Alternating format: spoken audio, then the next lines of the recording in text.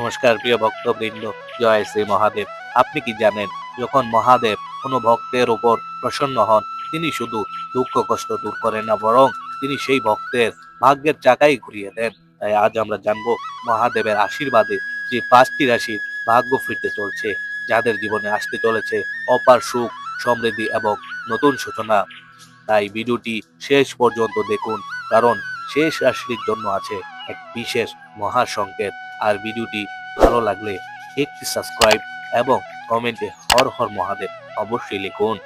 প্রথমেই মেষ রাশি। মেষ রাশির জাতক জাতিকার দীর্ঘদিন ধরে পরিশ্রম করেও ফল পাচ্ছিলেন না, কিন্তু এখন মহাদেবের কৃপায় আপনার আটকে থাকা কাজ গতি পাবে। কর্মক্ষেত্রে অর্থ আগমন হবে এবং বিশেষ সুবিধা লাভ হবে। দ্বিতীয়, বৃষ রাশি। বৃষ রাশির জীবন ছিল অর্থ কষ্ট ও মানসিক চাপ, কিন্তু মহাদেবের আশীর্বাদে এখন সেই দুঃসময়ের অবসান ঘটতে চলেছে। তৃতীয়, কর্কট রাশি।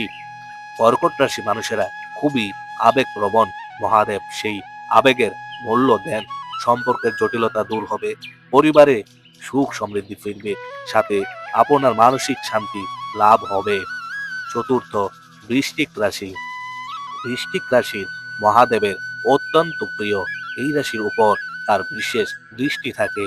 শত্রুনাশ, হঠাৎ ভাগ্যোন্নতি, আধ্যাত্মিক শক্তি বৃদ্ধি হবে। সংকেত, শিব মন্ত্র 12 বার মনে আসা। পঞ্চম, মীন রাশি। মীন রাশি মানুষেরা নিঃস্বার্থভাবে অন্যের জন্য ভাবেন। এই কারণেই মহাদেব তাদের উপর প্রসন্ন থাকেন।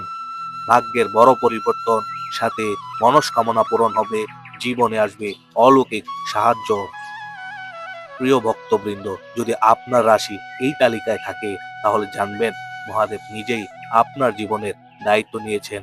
প্রতিদিন ওম নমঃ শিবায় এই মন্ত্রটি অন্তত 11 বার জপ করুন। দেখবেন মহাদেবের অশেষ কৃপায় আপনার জীবন ভক্তি এবং শান্তিতে অপার হয়ে যাবে।